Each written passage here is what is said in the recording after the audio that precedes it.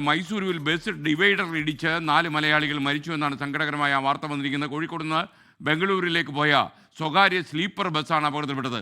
മനീഷ് മൂർത്തി അപകടത്തിൻ്റെ വിവരങ്ങളുമായി ചേരുന്നു. അതിൻ്റെ അപകടത്തിൽപ്പെട്ട ബസ്സിൻ്റെ ദൃശ്യമാണ് പ്രേക്ഷകർ ഇപ്പോൾ കാണുന്നത്. പറയൂ മനീഷ്, എപ്പോഴാണ് അപകടം, എങ്ങനെയാണ് സംഭവിച്ചത്? SK ഇന്ന് പുലർച്ചെയാണ് അപകടമുണ്ടായത്. കോഴിക്കോട് നിന്ന് ബംഗളൂരുവിലേക്ക് വരികയായിരുന്ന ബസ്സാണ്. മൈസൂരിനടുത്തുള്ള ചെന്നപ്പട്ടണ എന്ന് പറയുന്ന സ്ഥലത്താണ് ഡിവൈഡറിൽ ഇടിച്ച് ബസ് മറിയുകയായിരുന്നു എന്നുള്ളതാണ് നമുക്ക് ലഭിക്കുന്ന വിവരങ്ങൾ. 4 പേർ മരിച്ചിട്ടുണ്ട്. 4 പേരും മലയാളികളാണ് എന്ന സൂചനയും ലഭിക്കുന്നുണ്ട്. മാത്രമല്ല അധികം വലിയ മറ്റ് യാത്രക്കാർക്കൊന്നും കാര്യമായ പരിക്കില്ല എന്നുള്ളതാണ് മനസ്സിലാക്കുന്നത്. ഈ 4 പേരുടെ നിലയാണ്, അല്ലെങ്കിൽ 4 പേരുടെ മരണമാണ് ഇതുവരെ പറഞ്ഞത്. കോഴിക്കോടുള്ള ട്രാവൽസും ഒക്കെ നമ്മൾ ബന്ധപ്പെട്ടിരുന്നു.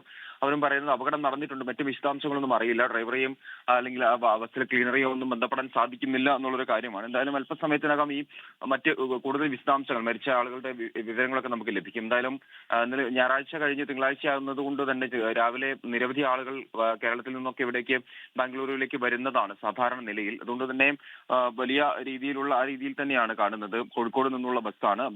ഈ പറഞ്ഞ രീതിയിൽ പുലർച്ചയോടുകൂടി നിയന്ത്രണം വിട്ട് ഡിവൈഡറിൽ ഇടിച്ച് മറിയുകയായിരുന്നു എന്നുള്ളതാണ് നമുക്ക് ലഭിക്കുന്ന വിവരങ്ങൾ. എന്തായാലും 4 പേർ മരിച്ചിട്ടുണ്ട്. SK ലോകത്തെവിടെയായാലും ഏത് സമയത്തും 24 വാർത്തകളും ഓഗ്മെന്റഡ് റിയാലിറ്റി പാക്കേജുകളും എക്സ്പ്ലെയിനറുകളും വിശദമായി കാണാൻ ഞങ്ങളുടെ യൂട്യൂബ് ചാനൽ നിങ്ങൾക്ക് സബ്സ്ക്രൈബ് ചെയ്യാം.